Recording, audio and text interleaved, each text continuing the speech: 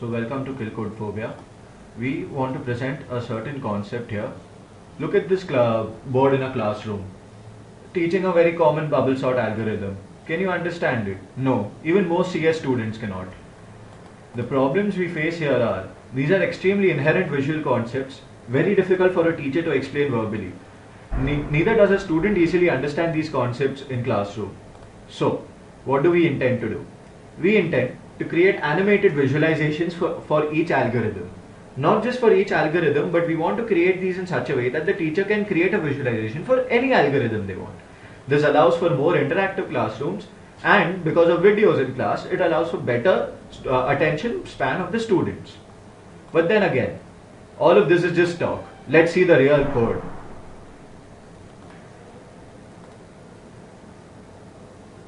You can see here the software that we've made. You can randomize arrays, start a sorting algorithm. You can change the animation speed as and when required. You want to explain, you make it slower, or you can just let the animation run away faster. You can step forward for more detailed explanations in classroom, or once you're done, you can just skip forward. Next, we see another example, a binary search tree. Here, as you can see, the teacher can very simply enter random numbers and show the class how the binary search tree is constructed. As each number is entered, the program shows you the logic required to construct a tree as such. This is an extremely difficult concept to portray in class, since the tree needs to be restructured every time, or the teacher needs to have thought of the tree prior instead of having random inputs from the students. Another very crucial concept that comes into play here is when you want to modify a tree that has already been drawn on the blackboard. That is not possible. But here, as you can see, we just deleted a node and it's very clear to the student how it's done. Now you can see the teacher creating an in-order transformation of the binary search tree to create sorted inputs. Next, we see Jigsaw shortest path algorithm. You can create random new graphs and just ask it to run the path algorithm.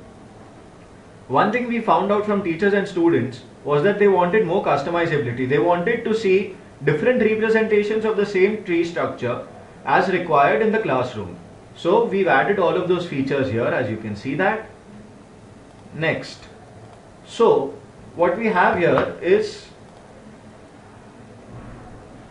the teachers really wanted, both the teachers and the students wanted that they be able to see the algorithm as shown in textbooks along with the video. That is something that we already have in mind and have promised the teachers inclusion in the next feature release. Apart from that, most of them were extremely happy with the progress and with the product, and they are eagerly awaiting a final release of this thing.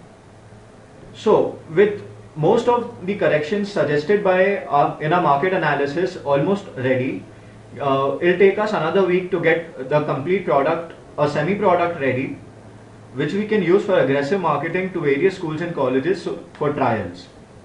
After that, within a month, we have a complete product with dynamic algorithms as suggested by everybody. And our teachers have already agreed to use that on campus during next semester.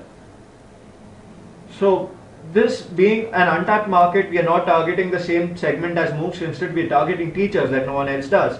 Hence, we really have very little competition in this segment currently. Thank you.